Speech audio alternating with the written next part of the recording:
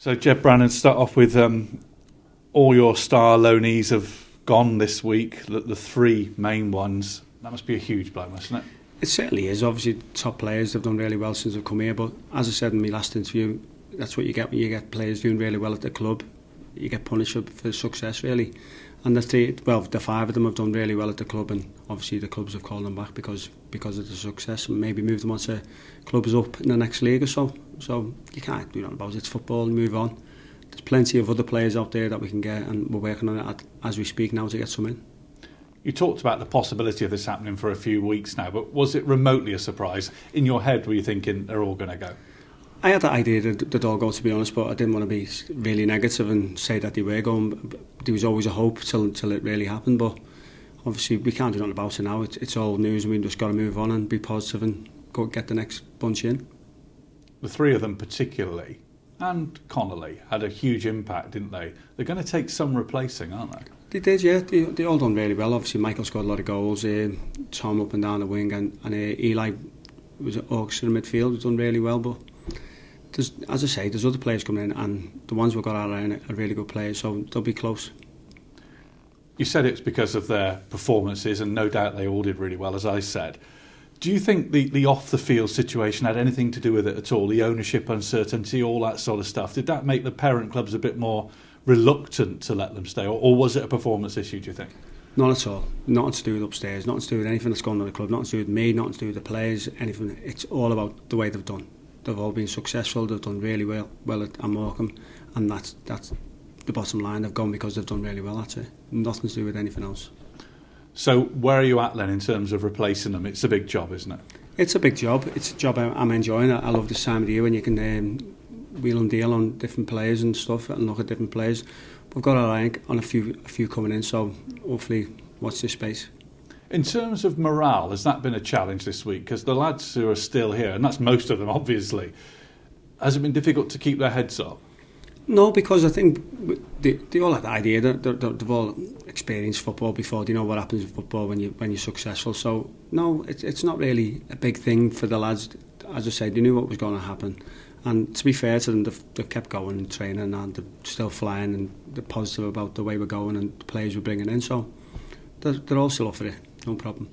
Looking back to that Swansea game and the team you selected, was that with a view to the fact you were going to lose the three of them and that you picked a team that was yours, really?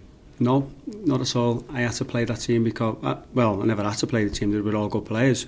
But Bloxham was carrying an illness, Mellon was illness, Adam Mayer, thigh strain, Eli pulled his groin the day before. So there was no option. I had no other option. We only had 16 people on and 2 under-18s on the bench, so we had no other option. That's all we had. That was our whole squad out on the bench and on the field against Swansea. I know you didn't threaten Swansea much, but you must have been very pleased with the game plan that 11 carried out, certainly in the first half. Well, we spoke about that this morning. The discipline that the lads showed first half was really, really good, and we spoke about getting to an hour into the game and obviously throwing the other lads on who have been sick and obviously have a right go at them, but obviously we conceded early second half, which was against the plan, and we had to take it from there. But I was absolutely delighted with the way they played first half defensively. As I say, we never had much going forward, but as a unit defensively we know we can do that now. We could play 3 at the back if we need to be, but so it's good to know. Mansfield on Saturday, another big challenge. They keep coming, don't they? They do. They keep coming. They're probably the best team in the league. So we'll have our work cut out, but we'll give it the best we can, and we'll go out with a solid team and hopefully put a solid performance in. And in times like this, I guess that message you've had before about the supporters is more true than ever, isn't it? It's getting behind what you've got. Well, this time more than ever, we need them. We need another man on the pitch with us, and hopefully they will be here Saturday to get behind us and sing the whole game and back the team and get behind the team. Because that certainly happened at Swansea, didn't it? At Swansea, that's the best I've seen this year. This season, sorry. They were absolutely brilliant. They never stopped singing from start to finish, and they were there to clap the team off at the end, and it was just great. I just hope to like that Saturday. What is the injury situation now then? There's a couple of, obviously JJ is one who's missing, and there's a couple of other names. At the minute, Stewart's still out. Donald comes back training properly Monday, so that's a big bonus for us. That's like a new signing. JJ's out in maybe another 7 weeks. he's done his ankle. I think that's it really. Besides that, we're fully fit. So what we've got left, we'll pick the squad with that Saturday. Yeah, JJ's a blow, isn't it? But like you say, Donald Love coming back, that is a real positive, isn't it? I'd say Donald's can't wait to get him back as a top player. I've liked him as soon as I come here. I thought he was one of the best players, so I'm made up to get him back. And I'd say JJ is the biggest blowout of losing all the lone players.